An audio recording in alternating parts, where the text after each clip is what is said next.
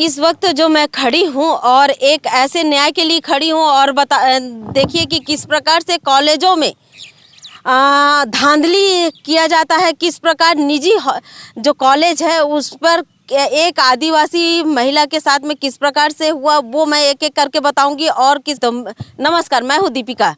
सबसे पहले तो मैं ये बताऊंगी कि ये मैं जो खड़ी हूँ ये ग्राम पंचायत मालगांव है और मालगांव के पास में मैं खड़ी हूँ। और ये जो आप देख सकते हैं कि ये एक नर्सिंग कॉलेज है, शिवम कॉलेज ऑफ नर्सिंग।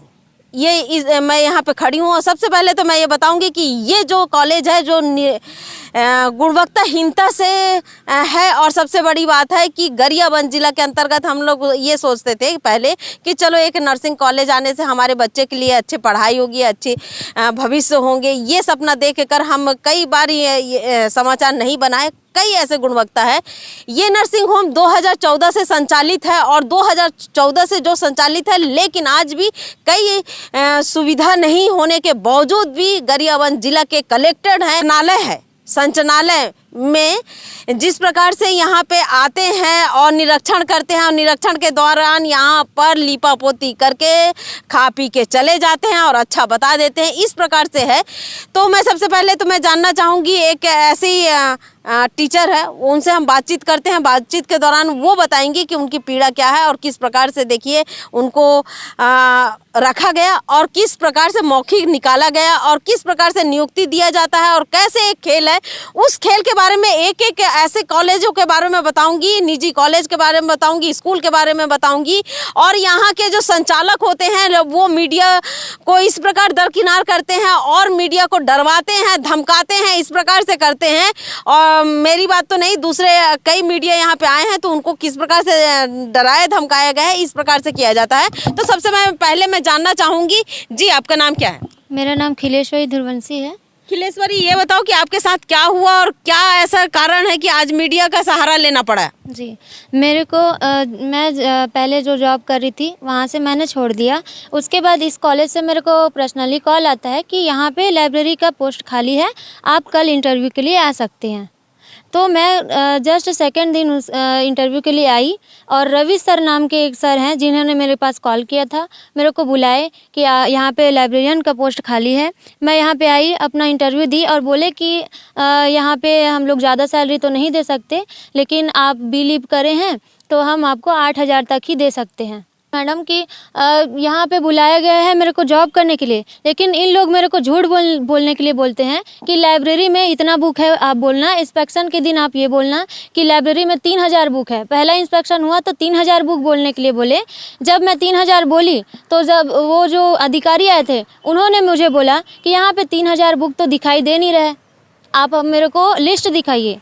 तो मैं वहाँ जो पहले रजिस्टर बना था उस चीज़ को दिखाई, वहाँ भी उनका पुष्टि नहीं हुआ है कि यहाँ पे 3,000 बुक है।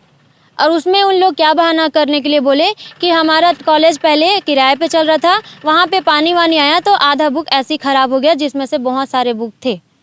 कॉलेज है, ये नर्सिंग कॉलेज है। तो ये तो गरियाबंद जिला के अंतर्गत में ऐसे बोलना चाहिए छोटे से जगह में संचालन था और संचालन के बाद भी आज भी देखिए कि किस प्रकार से झूठ बोला जाता है। शुरू से 2014 में नर्सिंग होम खुले और उसके बाद में 2014 से लेते हुए आज बता रही हूँ 2026 है, लेकिन आज भी नियम के अनुसार यहाँ पर किसी प्रकार से निर्माणाधीन कॉलेज है। और समझ सकते हैं कि निर्माणाधीन कॉलेज में आज नर्सिंग कॉलेज लग रहा। बच्चों की भविष्य देखिए कि किस प्रकार से यहाँ पे खिलवाड़ किया जाता है।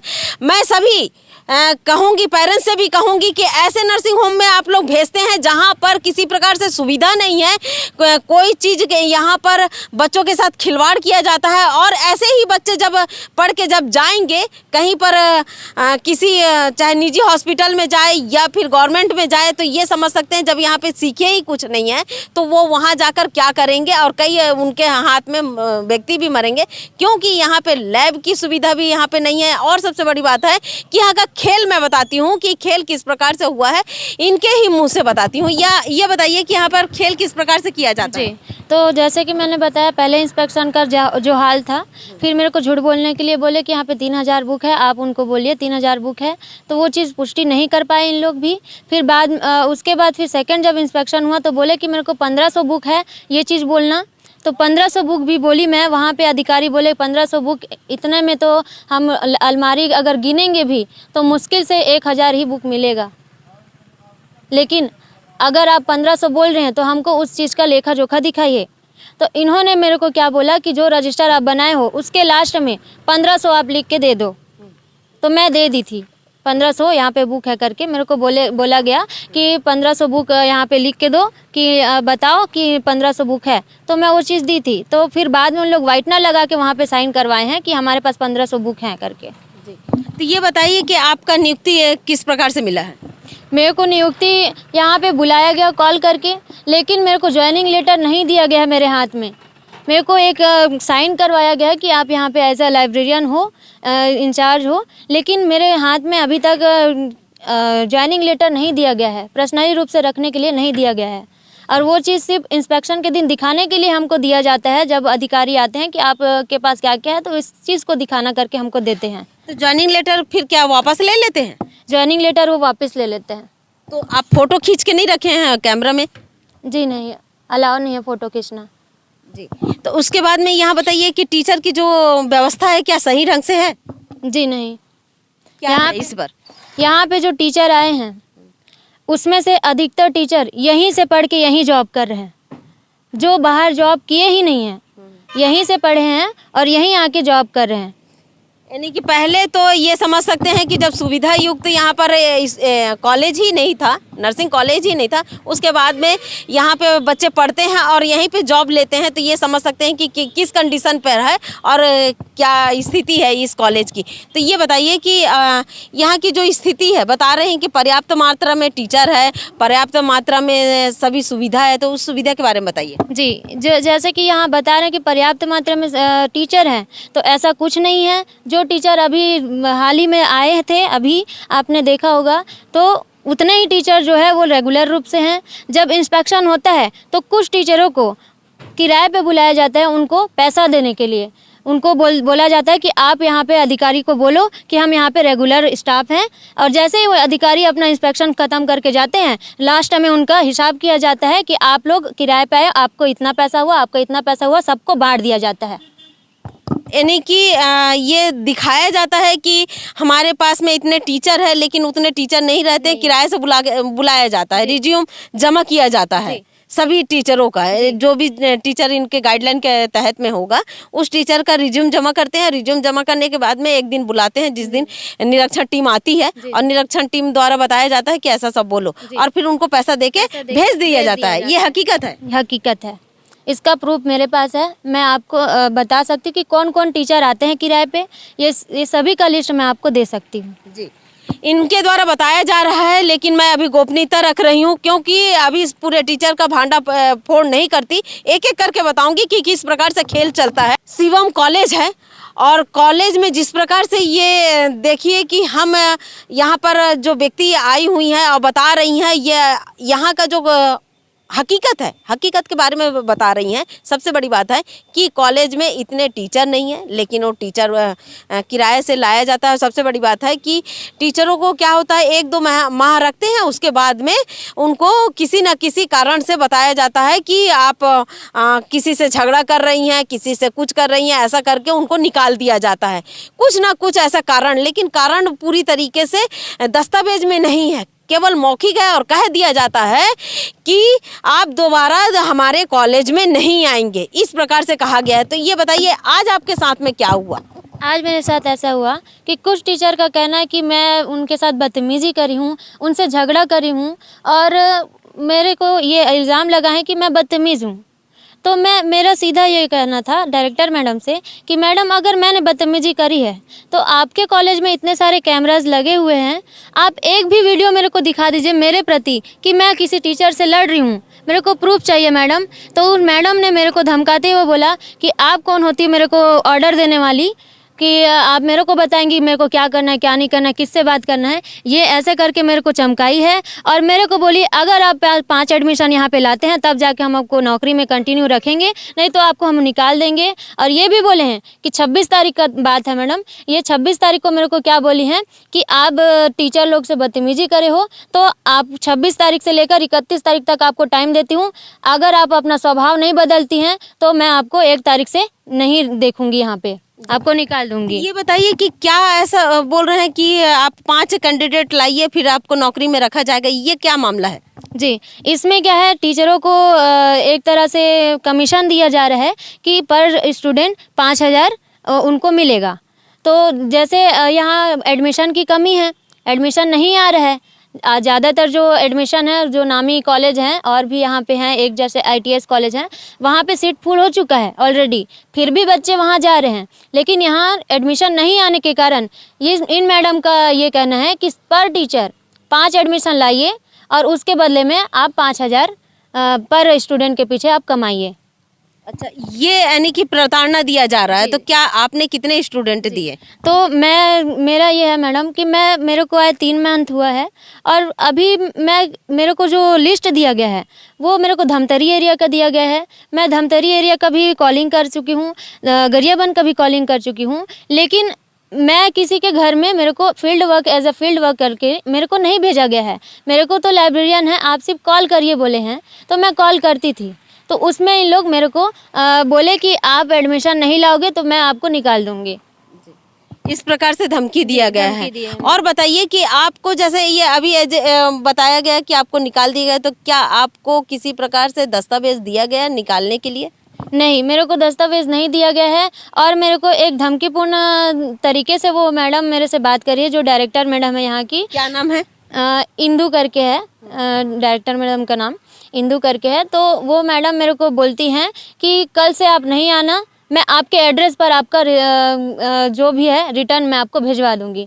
तो मैं बोली कि नहीं मैडम, मेरे को रिटर्न चाहिए मेरे सामने, मैं कल कॉलेज आऊँगी, आप मेरे को दे दीजिएगा। तो मेरे को फिर से बदतमीजी से बोली कि मैं ऐसा नहीं चाहती, कि आपको मैं यहाँ पे देखना ही नहीं चाहती, मैं आपके एड्रेस पे भिजवाऊंगी। और कौन से टीचर आपके पास कॉल किए थे, मैंने तो आपको नहीं बुलाया करके सरासर झूठ बोल रही है। क्योंकि रवि सर नाम के एक सर हैं जो मेरे को कॉल करके बुलाए हैं कि यहाँ पे लाइब्रेरियन का पोस्ट खाली है। और उसके बाद मैं आई हूँ, मेरे पेरेंट्स के साथ आई थी मैं यहाँ पे इंटरव्यू के लिए, और मेरे को ये बोले कि आपको सिर्फ अब हम 8,000 दे सकते हैं। और यहाँ तक मैं ये भी बोली कि मैडम कॉलेज में जो सैलरी बेस होता है स्टार्टिंग 15 से स्टार्ट होता है लाइब्रेरियन का, तो बोलती हैं कि नहीं हमारे यहाँ ऐसा नहीं होता, हम आपको हम सिर्फ 8,000 दे सकते हैं। यहाँ पे देखिए कि किस प्रकार से शोषण, मैं कह सकती हूँ कि टीचरों के साथ में शोषण किया जा रहा है।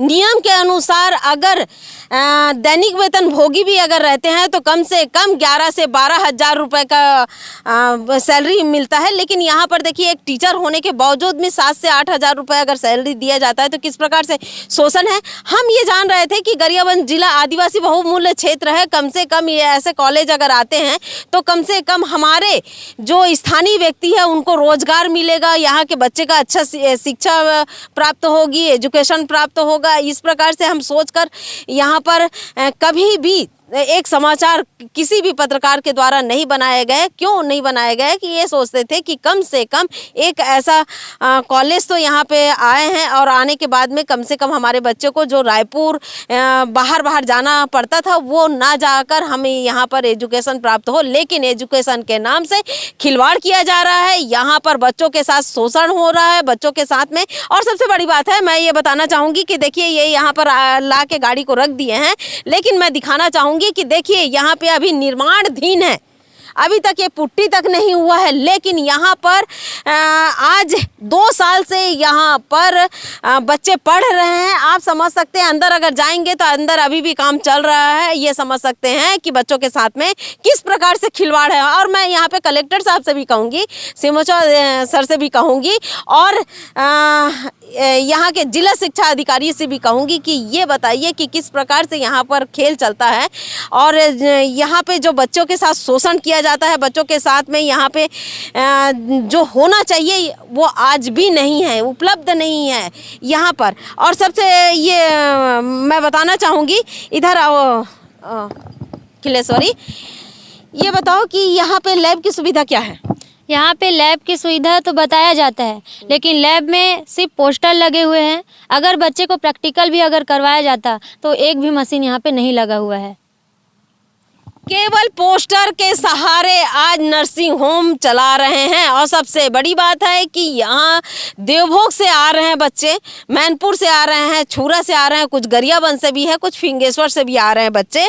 सोच रहे हैं कि यहाँ पे अच्छी एजुकेशन होगा, अच्छा यहाँ पे पढ़ाई होगा, यहाँ पर हम कुछ बनेंगे, यहाँ कुछ करेंगे, इस प्रकार से सोच रखे हैं। लेकिन यहाँ पर केवल पोस्टरबाजी है।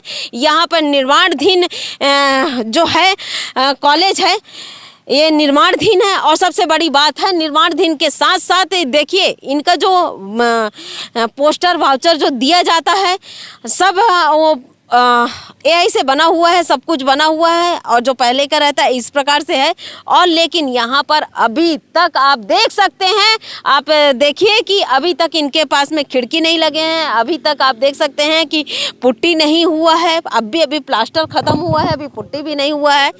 और 16 तारीख को उद्घाटन करेंगे। बताइए, निर्माणाधीन नर्सिंग होम का 16 तारीख को उद्घाटन करेंगे। तो ये किस प्रकार से है ये आप देख सकते हैं। मैं हूं दीपिका, आप देख रहे हैं धरोहर संदेश।